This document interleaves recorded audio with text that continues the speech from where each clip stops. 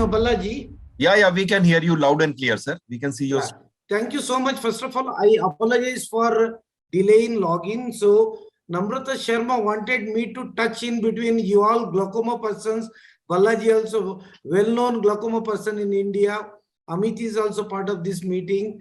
Once again, I thank Namrata Sharma for this wonderful opportunity. So, in between all other specialty, I am trying to push some of the practical pulse in refractive surgery. I don't have any financial disclosure for this particular talk. So we all been knowing laser refractive surgery has been evolved, is like a full circle. We started with surface ablation, then we go on to do the LASIK. Then later on we started doing wavefront and customized treatment, then femto LASIK. Then we have been doing SMILE since last 8 years.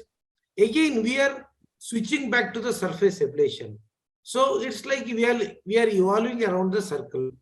So how to achieve the good results? First, in 5 points, I'm going to discuss with you. That is, one is patient's evaluation, preoperative and postoperative counseling, operative equipment and operative measures, and postoperative management.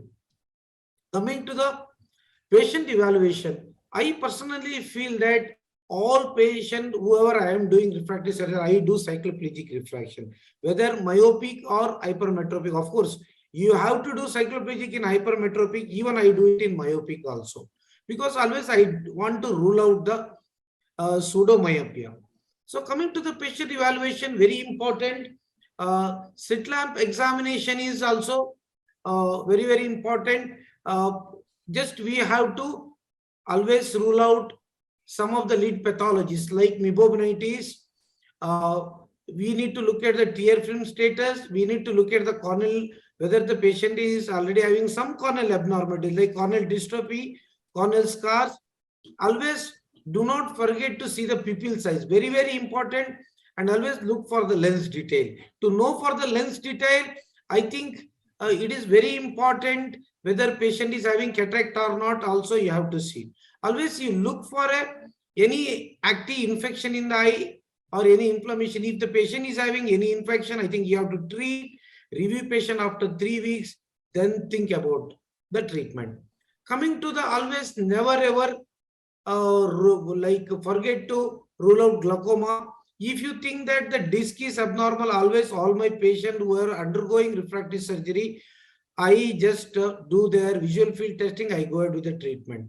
And also we have to remember post-operatively increasing the intraocular pressure. Also, you have to keep it in mind, especially in case of myopic. So detailed fundoscopy is also very, very important. Suppose patient is already having some lattice with degeneration, normally with holes, we have to treat that. After treating that, then we may have to probably call the patient after 3 weeks for the refractive surgery. This is very, very important. So detailed fundoscopy in all my refractive patient I do, whether it is myopia of 1 diopter or whether it is a myopia of 10 diopter. Detailed fundoscopy is must and should. So of course, lot of tomography machines are available. I do have got pentacam. This is very, very important. See, all whatever the topography which can take out the both anterior and posterior map, you need to have with you. Especially this will help in detecting all abnormalities in cornea, keratoconus, even early suspected ectasia, postoperative also. And topography also help you to plan for topo-guided custom ablation. Coming to the patient evaluation, normally we opt for wavefront aberrometry, especially patient when important in we treat for irregular cornea, post-cataract or post-refractive treatment, high astigmatism. Always we plan for custom ablation due to always also very important in case of when you are planning for when you want to go for a custom ablation. Pachymetry is one of the very important tool, especially when you are evaluating for refractive surgery, because now people used to think about 2 scenarios. One is percentage tissue altered and residual stromal thickness. But once again, now our main aim, why we have to do pachymetry, how much is going to be the residual stromal thickness. This is very, very important. This will give us the overall picture, and also very important whether to do C3R, whether to do smile, whether to do along with the cross-linking. This is very, very important. And general examination of the patient, always try to rule out connective tissue disorder. I'm sorry. Try to rule about thyroid disease. Young females, very, very important. Always ask the female pregnancy history. If the patient is pregnant, do not do refractive surgery. If the patient is lactating, always tell her to come after stoppage of lactation after 6 months. This is very, very important. And ask the patient about the medications, especially patient on any of the steroids or immunomodulators. I'm sorry, I just have a glass of water. So preoperative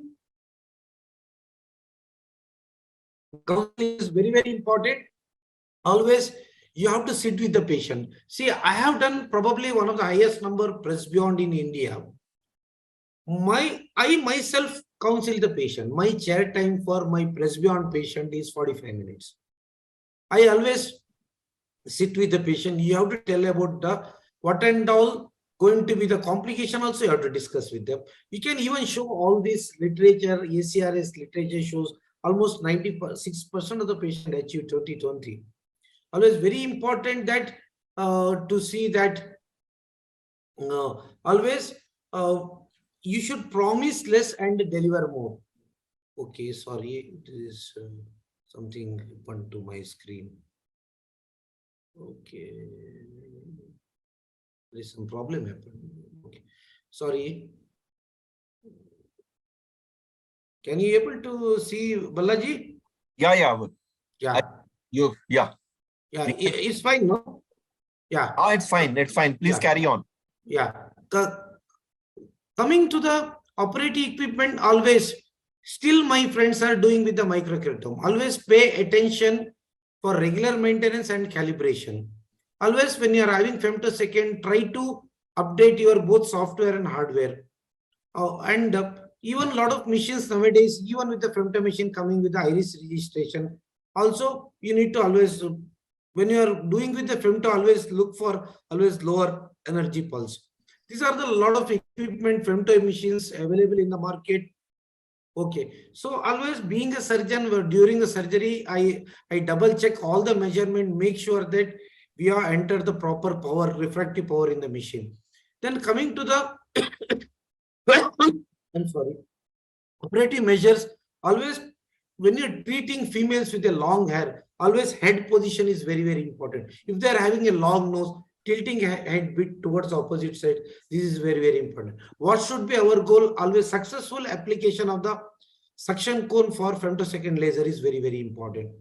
Always during, some of the patient will be very anxious. Even we give them preoperative oral anxiolytics, where I give them, and I keep talking to the patient, especially during the microkeratome pass, also whenever there is, when I'm giving the femtosecond laser application. So that makes the patient calm. So coming to the, I think larger flap is very important when you're doing hypermetropic patient, when you're doing with the microkeratome. Always what should be our aim? Save more corneal tissue. That means, as a general rule, use a aspheric treatment if the patient has no symptomatic abrasion and is best corrected visual acuity 20/20 or better. I always prefer to do an ocular wavefront in patient with the symptomatic abrasions and with the initial best corrected visual acuity worse than 20/20. Normally, I pick up corneal wavefront in patient who needed a treatment and have a best corrected visual acuity worse than 20/20. Then coming to the center of your ablation, this is very important. For aspheric treatment, the center of the treatment should be the corneal vertex when you're doing LASIK treatment. For customized wavefront treatment, it should be always be on the pupil center. These two things you have to remember.